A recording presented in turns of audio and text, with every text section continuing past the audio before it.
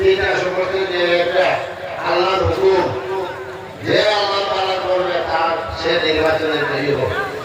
আজকে আপনারা দেখতে পাচ্ছেন যে কোন সরকার, বিশেষ করে ইসলাম ধর্মাবলম্বী সংখ্যালঘু সম্প্রদায় মুসলিম আমাদের উপরে বিভিন্ন আকারে জুলুম অত্যাচার করতেছে, যে উচ্ছেদের সমস্যা সমগ্র আসামে ইসলাম ধর্মাবলম্বী ছাড়ার কোনোখানে উচ্ছেদ নাই। বর্তমানে আমার 522 পরিবার হয়তো সাবধান হইতে গভর্নমেন্ট থেকে বর্তমানে হাইকোর্টের কেসে একটু স্থগিত আছে।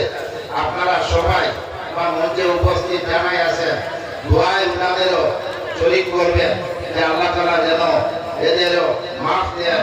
522 পরিবার সমগ্র ইসলাম ধর্মাবলম্বী অন্য ধর্মাবলম্বীর মানুষ মিলায় আছে, খ্রিস্টান হিন্দু কিন্তু কার নোটিশ হয়নি একমাত্র ইসলাম।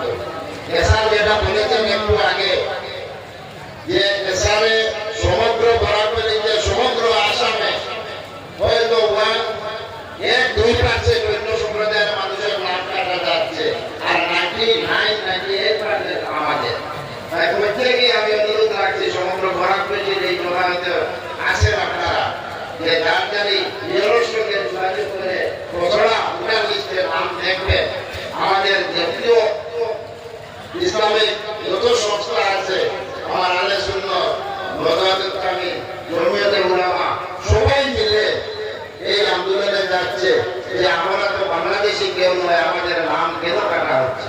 রাজনীতির কারণে সামনে ইলেকশন, ভোট কমানো হচ্ছে, সমগ্র ভারতবর্ষে চলছে, সমগ্র আসামে চলছে।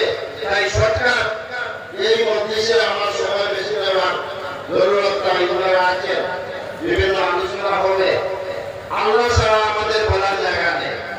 আমি বিধায়ক, আমি বিরোধী দলের বিধায়ক, এরকম বহু বিধায়ক আছে, কিন্তু লাভ হয় না।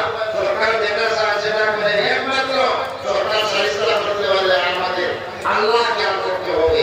এই কথা বলে আপনারা এসেছে। আমি এই সমষ্টির বিধায়ক, আমার ঠাকুর রুশ মহবিলের যে আয়োজক মন্ডলী থেকে কোনো যদি কষ্ট দুঃখ হয়ে থাকে, আপনারা পীর সাহেবের বাড়ির থেকে